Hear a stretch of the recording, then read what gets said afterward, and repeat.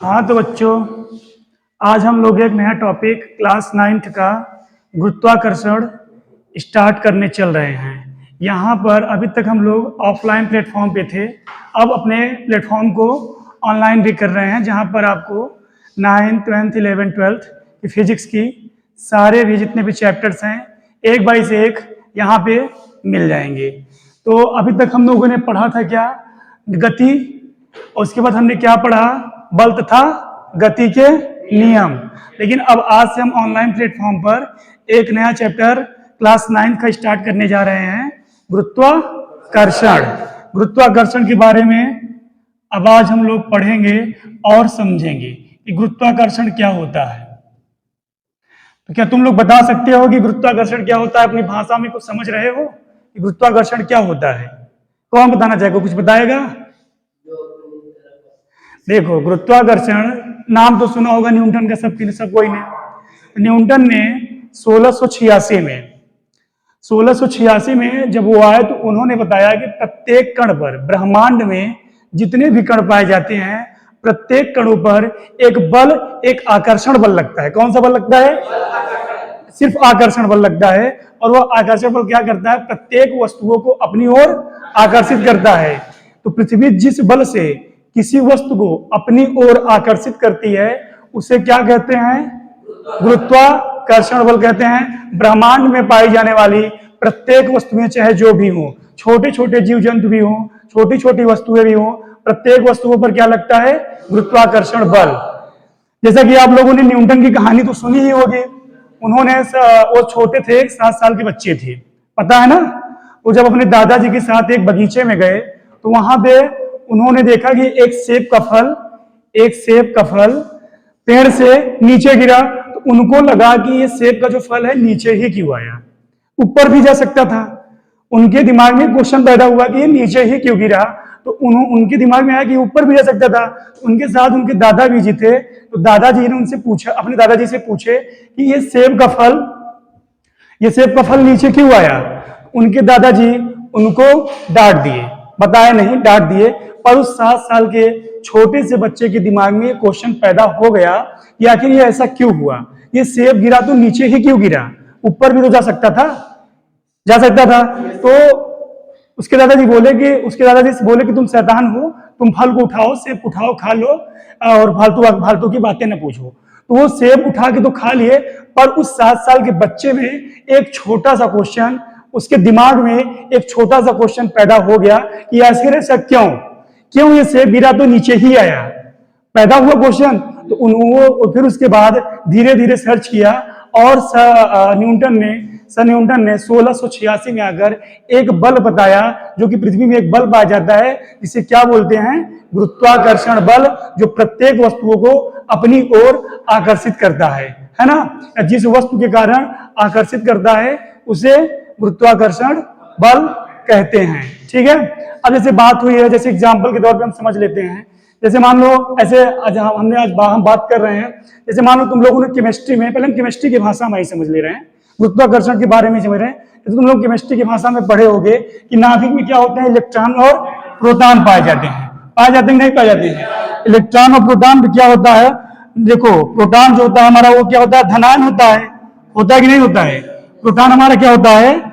धन आयन होता है। और इलेक्ट्रॉन हमारा क्या होता है?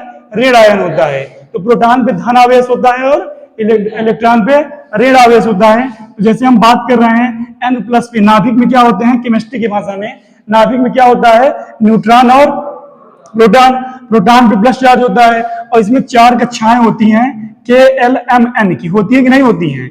KLMN की 4 कक्षाएं होती हैं, जिस पर क्या करता है? इलेक्ट्रॉन गति करता है। इलेक्ट्रॉन क्या करता है? मूव करता है। जैसे इलेक्ट्रॉन इस पे भी मूव करेगा, इलेक्ट्रॉन इस पे भी मूव करेगा, और इलेक्ट्रॉन इस पे भी मूव करेगा, इलेक्ट्रॉन इस पे, मतलब ये निरंतर घूमता रहता है। तो कहने का मतलब, नाभिक और इन इलेक्ट्रॉनों के बीच एक बल लगता है कि नहीं लगता है? तो वह कौन सा बल होता है? वैद्युत बल होता है। तो वैसे ब्रह्मांड में पाई जाने वाली प्रत्येक वस्तुओं पर एक आकर्षण बल लगता है। जैसे नाभिक द्वारा इन इलेक्ट्रॉनों पर आकर्षण बल लग रहा है कि नहीं लग रहा है? आकर्षित कर रहे हैं। या धन आयन क्या होते हैं? ऋण आयन को आकर्षित करते हैं, और ऋण आयन धन आयन को आकर्षित करते हैं। तो इन प्रत्येक इलेक्ट्रॉनों पर एक बल लग रहा है, और वो बल कौन सा हो रहा है? वैद्युत बल लग रहा है। तो वैद्युत बल लगने के कारण ये इलेक्ट्रॉन क्या होते हैं? नाभिक के चारों ओर चक्कर लगाते रहते हैं, और ये चक्कर लगाते रहते हैं। तो इन इलेक्ट्रॉन और प्रोटॉन के बीच लगने वाला आकर्षण बल कौन सा बल होता है? वैद्युत बल होता है। होता है कि नहीं होता है? तो यहाँ पे हमने समझे, आज जैसे अब एक भाषा में कह सके तो इलेक्ट्रॉन और प्रोटॉन के बीच लगने वाला बल एक गुरुत्वाकर्षण भी बल हो सकता है। वैद्युत बल तो होता ही होता है, गुरुत्वाकर्षण बल भी हो सकता है। अब जैसे केमिस्ट्री की भाषा में ये हो गई, अब हम बात कर रहे हैं फिजिक्स की भाषा में। जैसे देखो फिजिक्स क्या कहता है, फिजिक्स की भाषा में अगर हम इसको देखें तो देखो फिजिक्स क्या कह रहा है। फिजिक्स की भाषा में जैसे कि सूर्य, चंद्रमा, तारे तुम लोगों ने नाम सुना होगा। सूर्य क्या होता है? एक केंद्र बिंदु पर स्थित होता है, और प्रत्येक ग्रह क्या करते हैं? उसके चारों ओर चक्कर लगाते हैं, नहीं लगाते हैं? उसके चारों ओर चक्कर लगाते हैं। जैसे मान लो सूर्य देवता यहां पर, एक मिनट, जैसे मान लो सूर्य देवता यहां पर स्थित हैं, ये एक केंद्र बिंदु पर स्थित हैं। तो इनके जैसे ग्रह होते हैं बुध, शुक्र, पृथ्वी, शनि, अरुण, वरुण, यम होते हैं ना, जितने भी ग्रह होते हैं 8-9 जो होते हैं, तो इनके क्या करते हैं? इनके पथ पर घूमते रहते हैं, इनके कक्षाओं में चक्कर लगाते रहे और वृत्ति पथ पर घूमते रहते हैं, गति करते रहते हैं। तो जैसे मान लो पृथ्वी माता हो गई, बात को सुनना थोड़ा, ये हो जाएगी हमारी पृथ्वी माता। इनके जैसे दो पार्ट होते हैं, पार्ट दो होते हैं। जैसे मान लो पार्ट 1 ये हो गया और पार्ट 2 ये हो गया। मान लो पहले पार्ट जैसे हमारा भारत, इंडिया आ गया, क्या आ गया? इंडिया आ गया। और दूसरे में क्या आ गया? अमेरिका, अमेरिका आया। अब जैसे मान लो ये पृथ्वी क्या कर रही है? सर्कुलर मोशन कर रही है, वृत्ति गति कर रही है। किसके परितः? सूर्य के परितः। सूर्य क्या होता है? एक केंद्र बिंदु पर स्थित है। तो सूर्य द्वारा पृथ्वी पर एक बल लग रहा है कि नहीं लग रहा है? सूर्य और पृथ्वी सूर्य से कैसे कनेक्टेड है, कैसे आकर्षित हो रही है? तो सूर्य और पृथ्वी के बीच जो बल लगता है कौन सा बल होता है? गुरुत्वाकर्षण बल होता है। कौन सा बल होता है? गुरुत्वाकर्षण बल होता है। जैसे मान लो सूर्य के सामने इस समय कौन सा देश है? इंडिया है कि नहीं? तो यहाँ पे क्या है? उजाला है। अब ये पृथ्वी घूमेगी तो फिर अमेरिका आगे आएगा कि नहीं आएगा? आएगा। तो फिर यहाँ उजाला, फिर यहाँ इंडिया पीछे जाएगा, तो अंधेरा हो जाएगा कि नहीं हो जाएगा? तो हम बात कर रहे हैं सूर्य, चंद्रमा, तारों की। तो बात ये, जैसे सूर्य क्या है? सूर्य एक केंद्र बिंदु पर स्थित होता है, और पृथ्वी क्या है? सूर्य का ग्रह। सूर्य क्या है? ग्रह है। सूर्य पृथ्वी क्या करती है? सूर्य के परितः घूम रही है।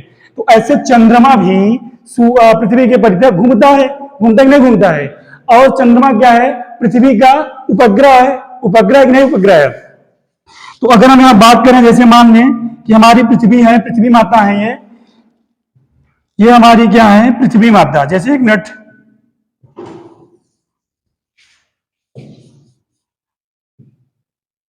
जैसे हमारी ये पृथ्वी माता है।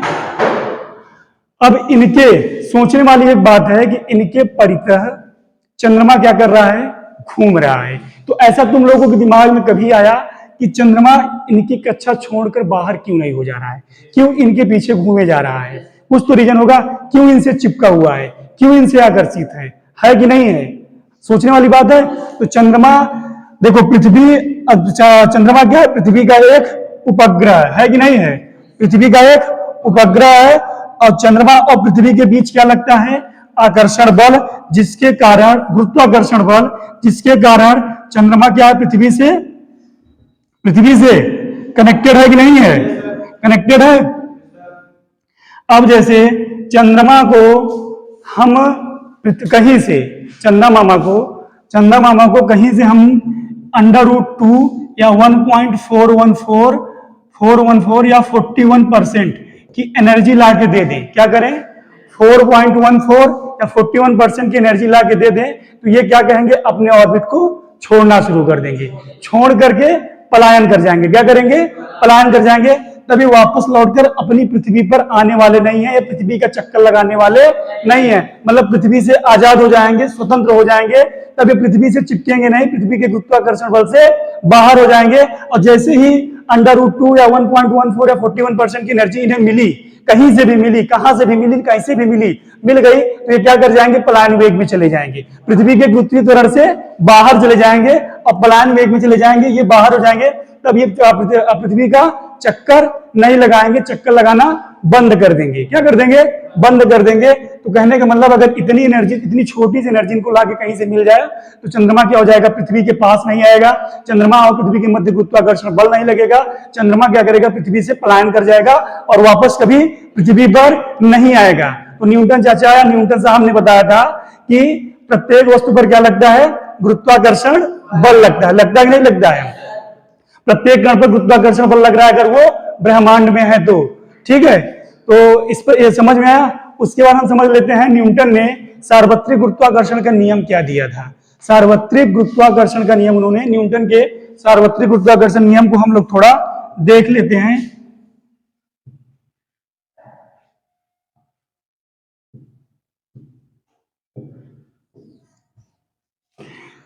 देखो, न्यूटन ने सार्वत्रिक गुरुत्वाकर्षण का नियम यह दिया था कि प्रत्येक वस्तु के द्रव्यमानों पर लगने वाला आकर्षण बल, जैसे कोई दो द्रव्यमान हो, दो कोई पिंड हो, प्रत्येक वस्तु के द्रव्यमानों पर लगने वाला आकर्षण बल उन द्रव्यमानों के गुणनफल के अनुक्रमानुपाती तथा उनके बीच की दूरी के वर्ग के व्युत्क्रमानुपाती होता है।